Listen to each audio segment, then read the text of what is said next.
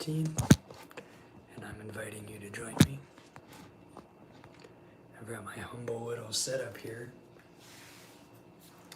My humble little daily routine is meditation, yoga, and martial arts.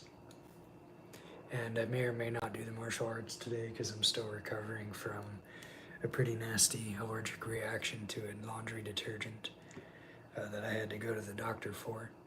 So I might or might not do that. It depends how my skin feels after the yoga. And I'm going to play some short talks by the Tibetan Buddhist nuns that I follow for my daily practice. And I'm going to clean up the room here in a minute. While we get ready, we're going to listen to something from years and years ago.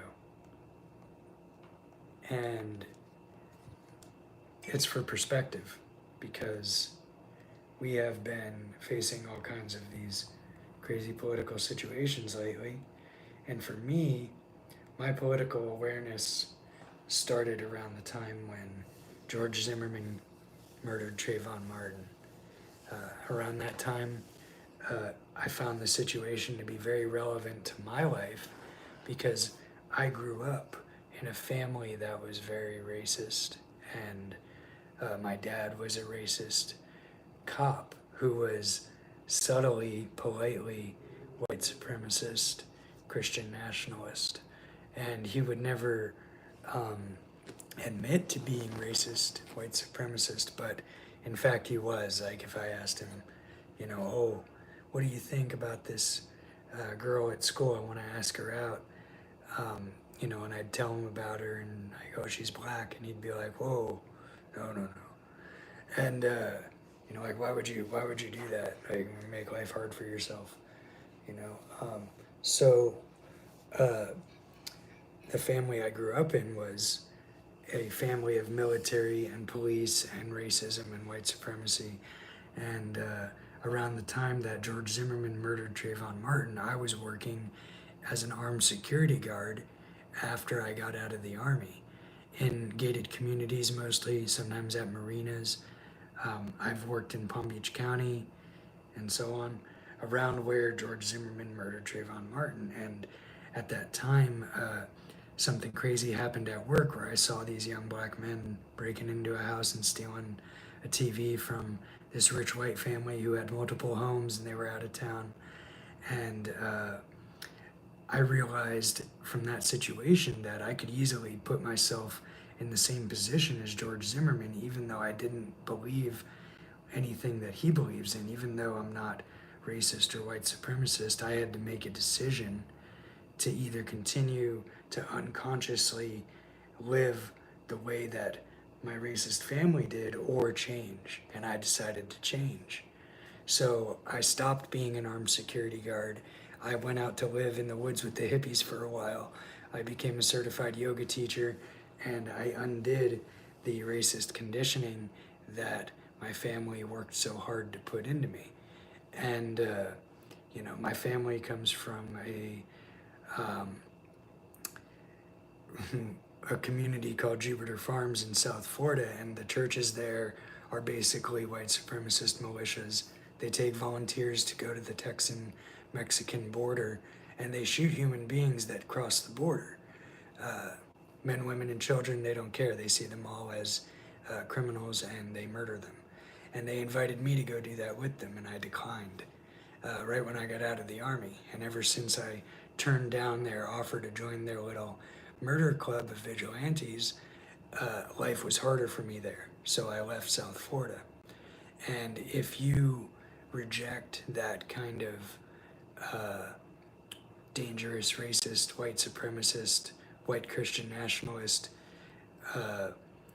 community, they will be antagonistic towards you. And the end result of that was that when I was protesting against Trump, I was sent to prison for 2.5 years for a Facebook post calling for people to defend the Florida Capitol from the January 6th insurrectionists after January 6th, because I attracted the attention of sheriff deputies and local police and state troopers in the FBI because they were friends with my white supremacist, racist cop dad. And so, this kind of thing is a very dangerous thing. And so I'm going to play some speeches from some Buddhist nuns while I clean up this room and get ready for the daily routine of meditation, yoga, and martial arts.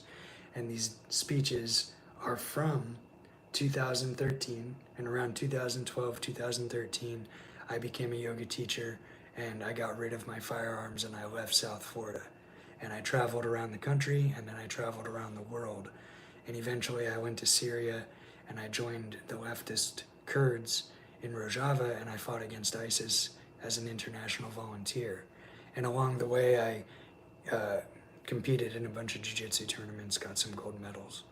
So, that's my story, and I'm playing these Buddhist nuns' talks about politics from back then because it relates to racism, it relates to Trump, and the first election that Trump won, and their talks about that back then to give you perspective about whether or not these strategies that we've been doing are actually effective, because they pretty obviously aren't.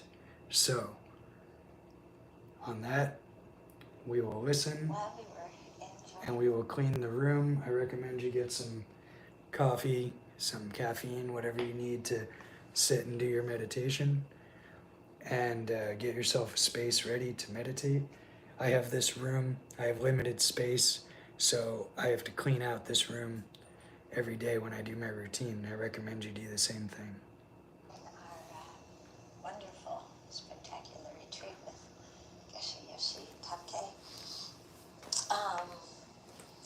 On the news, it said that George Zimmerman, the man who murdered Trayvon Martin, was acquitted of both the second-degree murder charge and manslaughter charges, and he is free to go and collect the gun that he used to kill Trayvon and go home.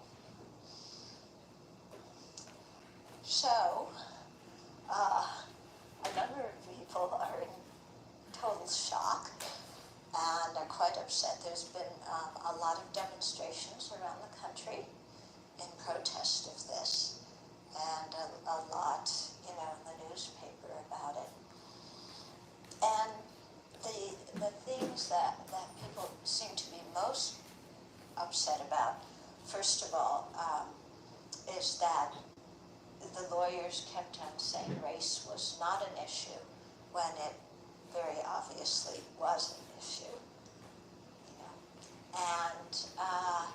And then second, that the laws in Florida and a number of other states who have similar laws enable somebody so easily to use the defense, to easily say self-defense and not get charged for murder at all. Because all you have to do is fear for your life or fear for some bodily harm. And then in Florida, you're allowed to shoot somebody even if they are retreating and even if you have the possibility of retreating.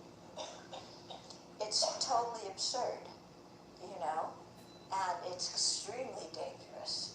Somebody could just be walking down the street and say, you're looking at me cross-eyed and you're threatening me and I'm afraid, and boom, boom. So, I think in this kind of situation, it's very easy for people, again, to become either cynical or bitter or depressed, to just kind of throw up our hands and say the justice system is anything but just. But we kind of already knew that, didn't we? It's quite obvious. If you live in this country, the justice system is not just. So then again, the question comes, well, how do we view something like this? And how do we avoid becoming cynical and bitter and angry and, fall into despair and so on. And I think you just have to take it again with compassion for everybody in the situation, for Trayvon, for George Zimmerman, for the people who acquitted him, for the people who made the laws, and realize that this is a situation of samsara where sentient beings' minds are obscured by ignorance and by everything else. So of course they make bad decisions, and although they want happiness, they do what creates the exact opposite. And so to see this as, this is the outcome of remaining in samsara. So if we choose to remain in samsara because we think samsara is fine and dandy, then we're going to continue to be involved in outcomes like this.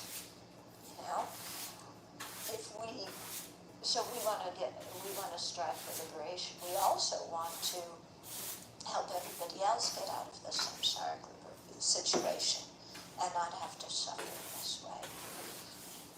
And also, not just bring this into our Dharma practice and use it to inspire our practice and to eliminate this whole confused situation altogether, but also to do what we can in this life now to promote harmony, to promote fairness, to speak out against injustice, but without anger, without accusation, without resentment, but just to continue to explain in a reasonable way how, give other alternatives how things can exist. It was very beautiful. Trayvon's mother, Sabrina, kind of said, I can't quote her exactly, but it was something to the effect of, we're not going to let this event define Trayvon's life. We will define his life, and we have a long way to go, but we can do it, and we can change things.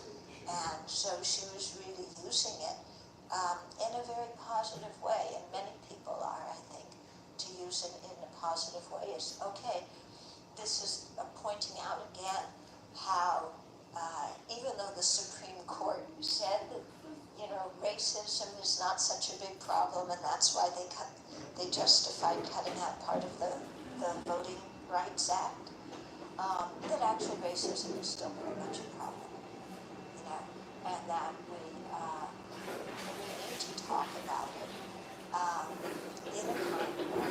We need to talk about it and not brush it under the table. And we need to check the racism that exists in our own minds, even if we don't intellectually believe racist ideas, and this goes not only for racism, but sexism and all the other kind of things, modes of prejudice. We may not, we may just really dislike all kinds of prejudiced views, but we may have been raised in such a way that we automatically are suspicious of certain people, and so that's a form of subtle racism that exists in our mind. The thing is to be able to catch it and to say, that's illogical, that doesn't make any sense. One thing that they used in the trial, and this is amazing how in the trial they said it doesn't have anything to do with racism, but they had one witness on the stand who said that, she lived in the same neighborhood and how she was cowering in terror as two African American men broke into her house and robbed her house. And that association of there being two African American men was enough to make Trayvon a suspect just because he was walking in the neighborhood. If she had said, I cowered in terror while two white men broke into my house and robbed it, then nobody would see the walking of a white teenager in the neighborhood as anything unusual to be afraid of. The association is exactly the same. So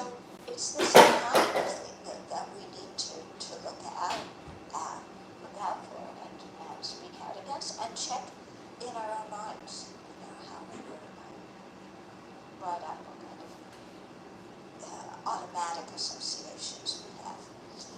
One thing that I've got to share that I found, I don't use the word despicable very often because it's such a judgmental word, but I have to admit, and I'm applying compassion as an antidote.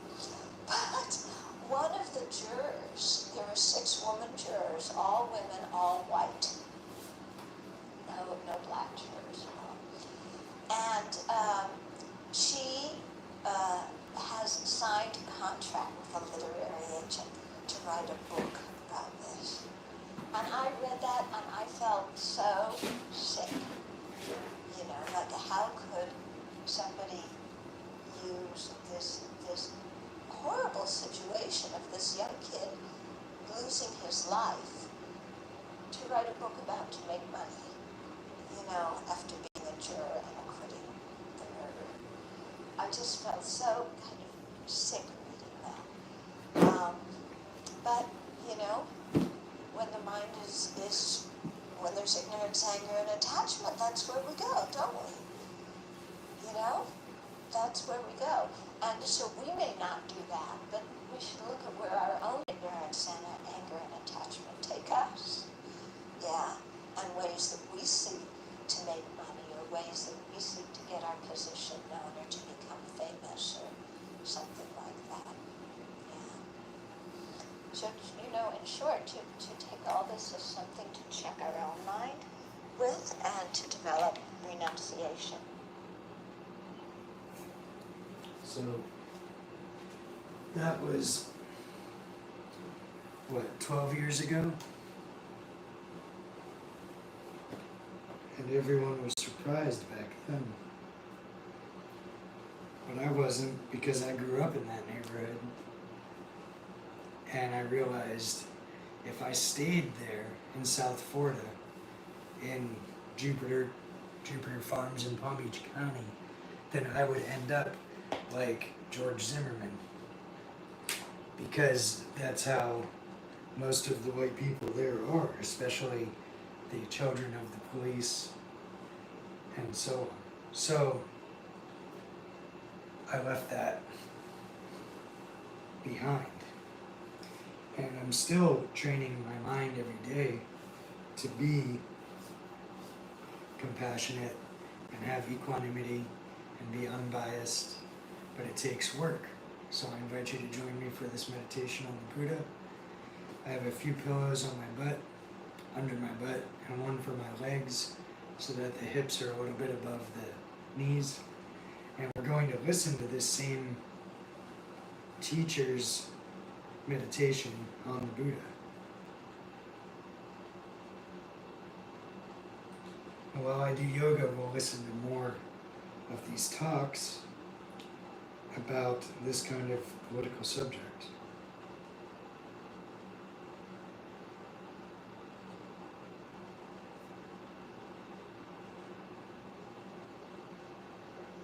We do the practices with this aspiration to be a benefit to beings, not to harm them, to benefit them, and in our understanding, the best benefit is to actually, for beings to be liberated from cyclic existence, and we aim to become Buddhas in order to help beings to be free in this way.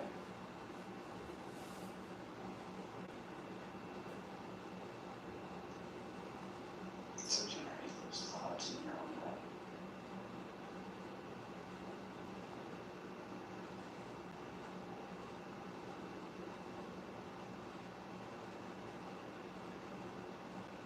So eventually, as laid out in sadhana for us, helping us to generate these various mind states. And she starts by having us think about all of our potential,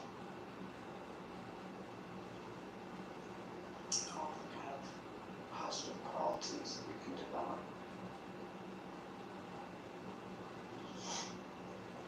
Infinite love, compassion, wisdom, skillful means. So imagine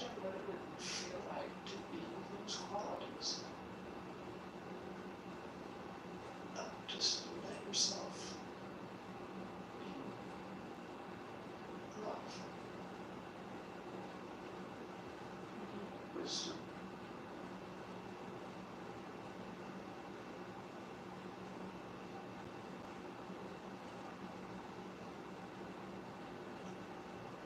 Try to feel the expansiveness and peace in your heart. The wisdom that it takes to have this kind of heart.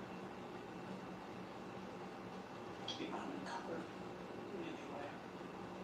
Vast and expansive.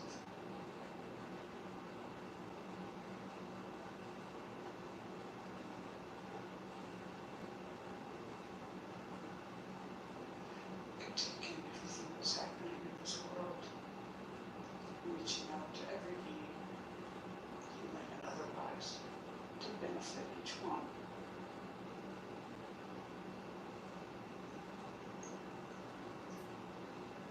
So now imagine that these qualities of love, compassion, wisdom, skillfulness appear in front of you in the form of Shakyamuni Buddha. So imagine this Buddha in front of you, in the space in front of you made of radiant, transparent light. He's sitting on a throne, above which is an open lotus flower and cushions of the sun and lotus.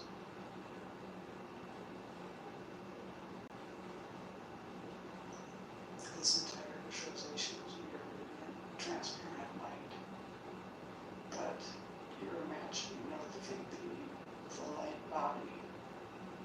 So you feel yourself in the presence of the Buddha.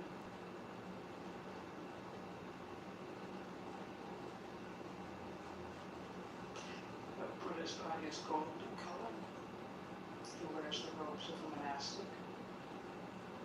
His right hand, with the palm down, rests on his right knee. The earth touching the Buddha. His left hand is in his lap holding a bowl of nectar. And this nectar is the medicine to cure our afflictions and all of our hindrances. And the Buddha's face is very beautiful. You can look at the Buddha's eyes. He's smiling. His eyes are smiling. He's looking at you with total acceptance. And as he looks at you, he's also encompassing all sentient beings.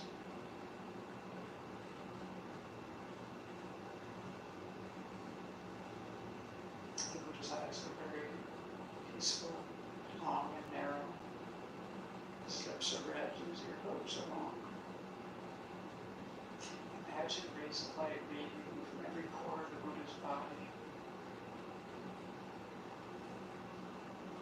This golden light going out to all the parts of the universe, touching beings, carrying miniature Buddhas to help beings.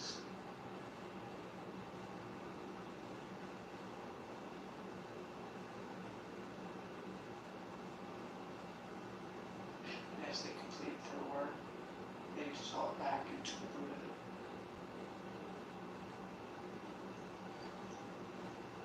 The Buddha is surrounded by the entire lineage of spiritual teachers, all the meditational deities, innumerable other Buddhas, Bodhisattvas, Arhats, Dakas, Dakinis, Dharma protectors. And at the side, your spiritual mentor is an elegant table, knotted or Dharma books. The sounds of the Dharma fill there.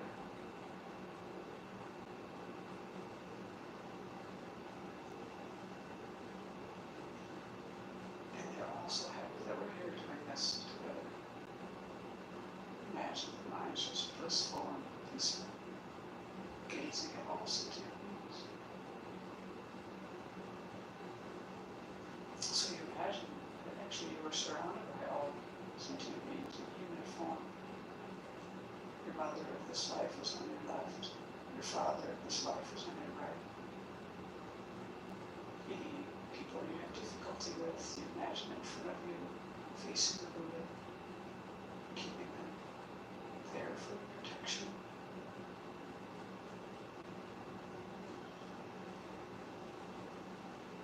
Family and friends are nearby. the strangers fill the space around you. All of us are looking to the Buddha for guidance.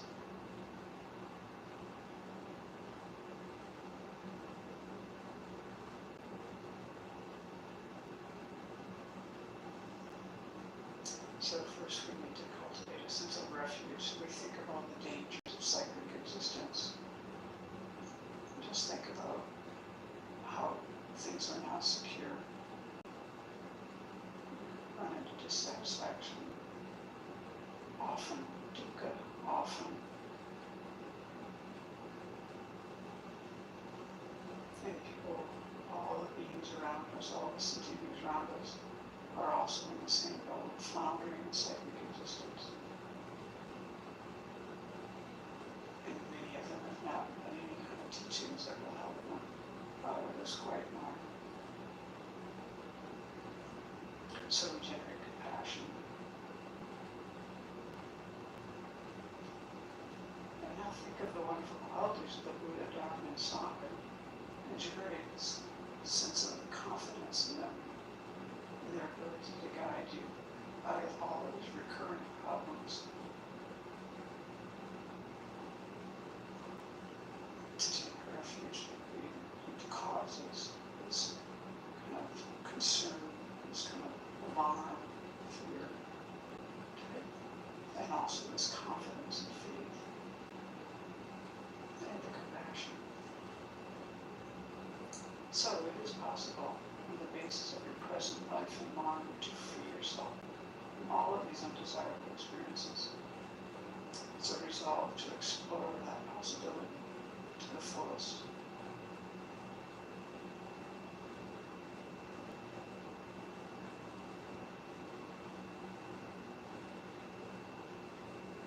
Feel great trust and confidence in the three jewels, and open your heart to rely upon them to guide you and others from all of these difficulties of cyclic existence, and bring us to the peace, liberation, full awakening.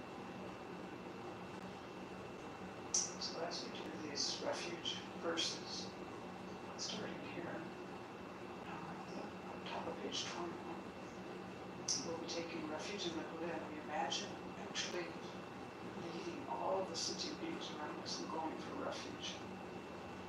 And we visualize white, radiant light flowing from all of the Buddhas, the spiritual mentors, the Bodhisattvas, all of these holy beings flowing into us and all the beings around us. And this light completely purifies all of our destructive karmic imprints and afflictions. And it also brings all the realizations of the path.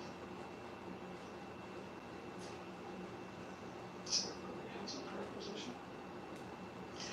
Namo Buddhaya. Namo Buddhaya. Namo Dharmaya. Namo Sanghaya. Namo Guruvya. Namo Buddhaya. Namo Dharmaya. Namo Sanghaya. Namo Guruvya. Namo Buddhaya. Namo Dharmaya. Namo Sanghaya. Namo Guruvya. Namo Buddhaya. Namo Dharmaya.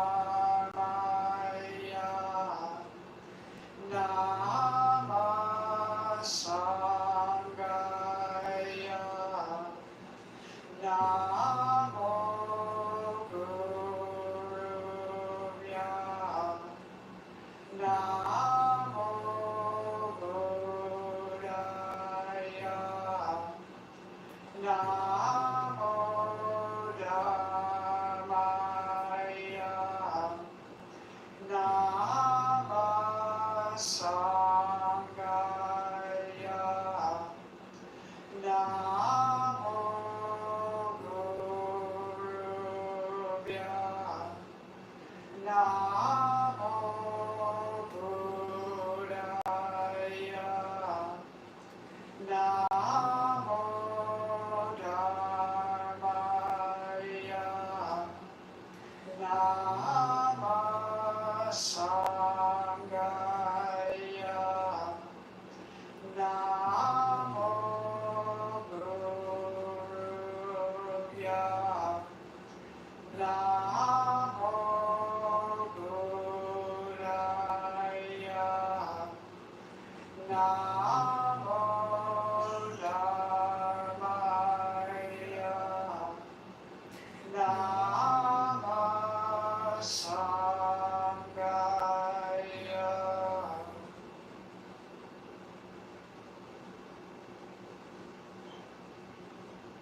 So feel that you've come under the protection of the three jewels.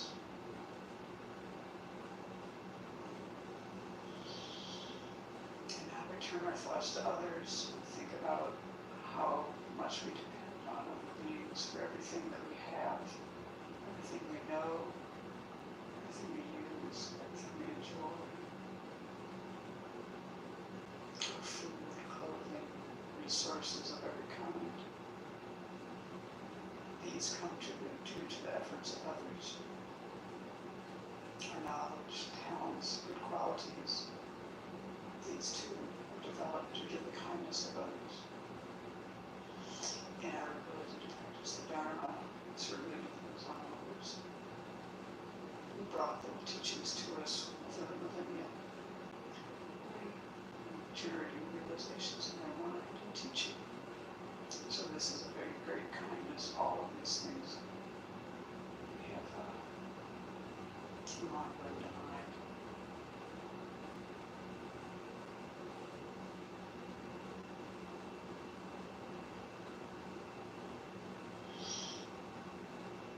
Our most wishes to be free from suffering. And this is the case for everyone else as well. We want to be happy. All beings want to be happy. And like us, they encounter many difficulties, problems, sufferings. And usually, actually, their difficulties are more so than our own. Not always, but often. And when we examine our capacity to help beings, we find that we're actually quite limited.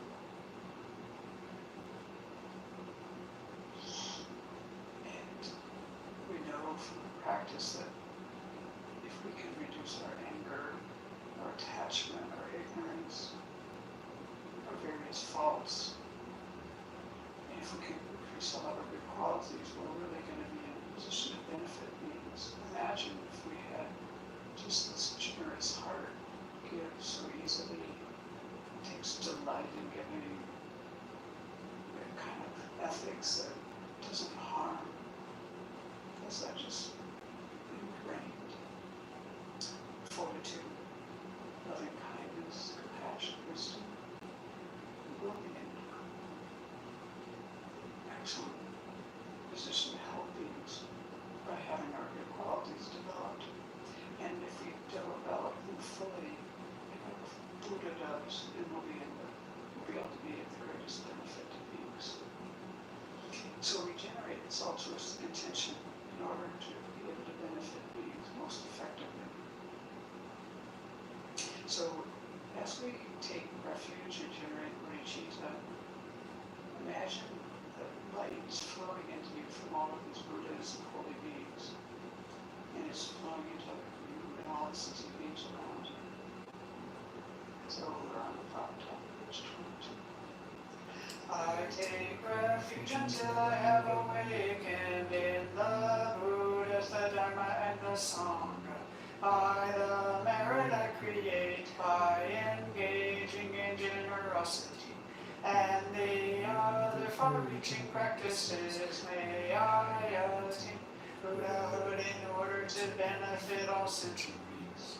I take refuge until I have awakened in the Buddha, the Dharma, and the Sangha. By the merit I create by engaging in generosity and the other far-reaching practices may I attain Buddhahood in order to benefit all centuries. I take refuge until I have awakened in the Buddha, the Dharma, and the Sangha. By the merit I create by engaging in generosity and the other far-reaching practices may I attain Buddhahood in order to benefit all centuries. So imagine the Buddha is so pleased with your altruistic intention. The replica emerges from the Buddha, comes to the crown of your head, melts in the golden light, flows into you. Feel that you and the Buddha become inseparable.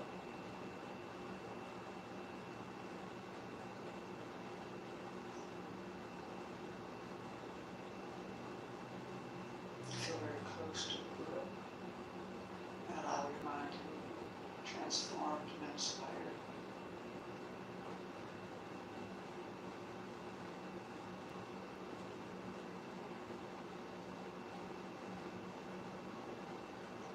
Let go of all conceptions you have about yourself. Let go of any self-denigrating thoughts.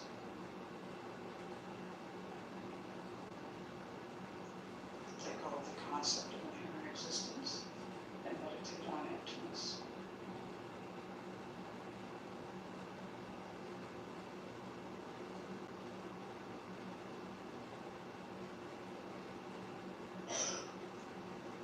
As your heart appears a small Buddha made of light, he radiates the light of wisdom and compassion in all directions throughout the entire universe. And this light transforms all sentient beings into Buddhas in all environments into pure lands, which are places where all the circumstances are conducive to practicing the Dharma and generating realizations. So imagine this.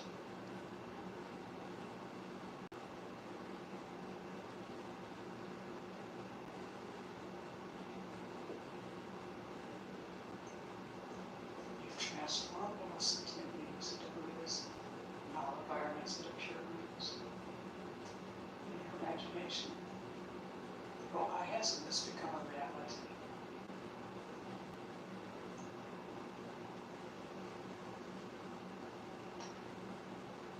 These sentient beings have bias, prejudice, they lack love, compassion, and joy.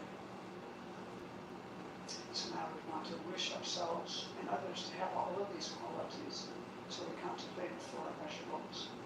We do this to reinforce our own felt experience of love, compassion, joy, and equanimity for everyone, friends, strangers, enemies, relatives, people we don't like, people we don't trust, anyone, everyone. So as we say those four immeasurables, you want to listen to yourself say the words and contemplate as you recite. We'll pause between each of the four. May all sentient beings have happiness and its causes.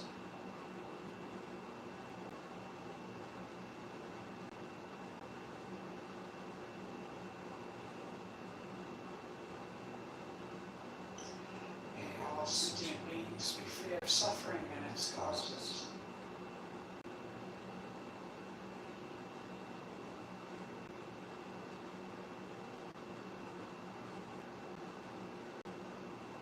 May all sentient beings not be separated from sorrowless bliss.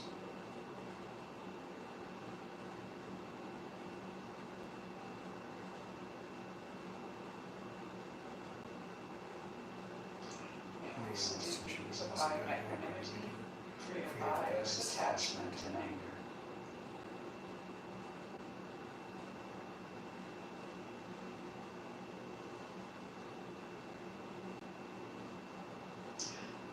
So, in order to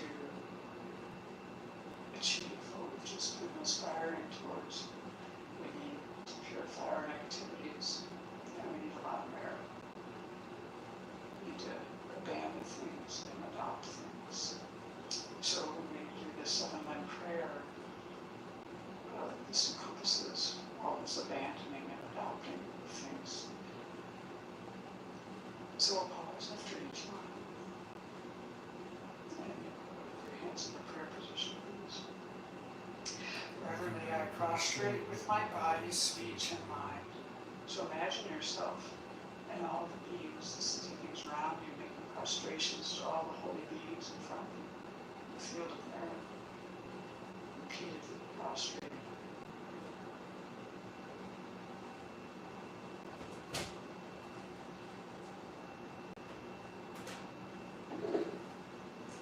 And present clouds of every type of offering, actual and mentally transformed. So imagine offering everything beautiful to the Buddha and all the holy beings. You can fill the sky with offerings. Make it very lovely and beautiful. You can think of flowers and fields and just everything you love. Offer to all the holy beings. You do this repeatedly.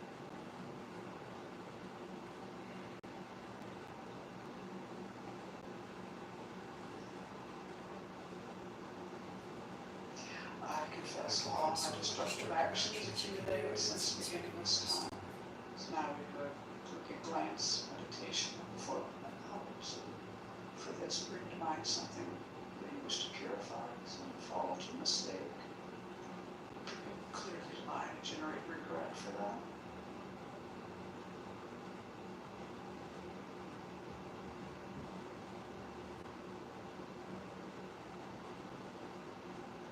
And then the other current powers of taking refuge in generating bodhicitta, which we do in the practice. The practice itself will be the remedial action, but make a determination not to do this action again.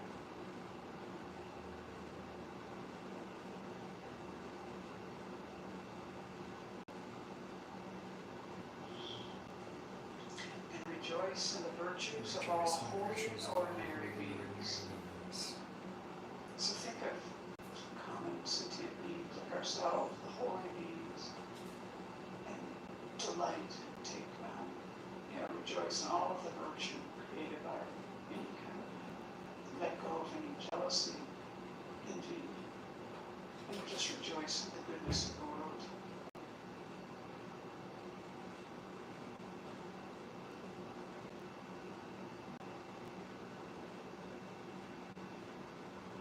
Use your own life experience, think of things, people you want to rejoice.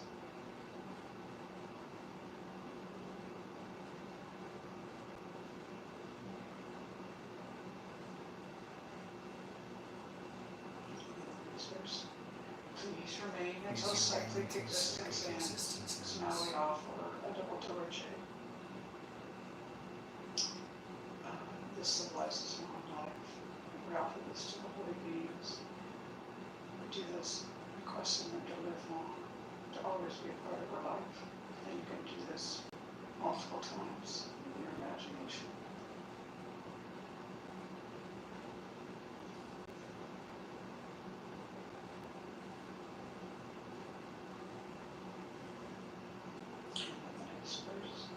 And turn the wheel of Dharma for sentient beings. So again, make this offering. You're offering with both hands this beautiful 1,000-spoke Dharma wheel, golden color.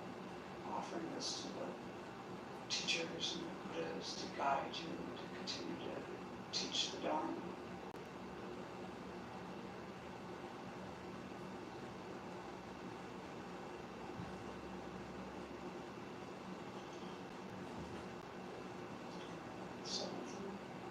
I dedicate all the virtues of myself and others to the great awakening. So now we steer these limbs to toward full awakening of ourself and all beings. Now offer the mandala. Here we imagine everything beautiful in the universe, offering it to all holy beings with the wish that they will continue to teach and guide us and that we can generate realizations in our mind. This ground anointed with perfume, flowers strewn must make room for land, sun, and moon. Imagined as a Buddha land and offered to you, may all beings enjoy this pure land. The objects of attachment, aversion, and ignorance, friends, enemies, and strangers, my body, wealth, and enjoyments, I offer these without any sense of loss. Please accept them with pleasure and inspire me and others to be free from the three poisonous attitudes. Idam Ratnamanda Kamniryatalaya. So imagine all the holy beings just delighted they receive your offerings. And the offerings melt into light, dissolve into them, and these all absorb into the Buddha's heart. And immediately he radiates light back to you, filling your body and mind. This light inspires you to accomplish the path to full awakening.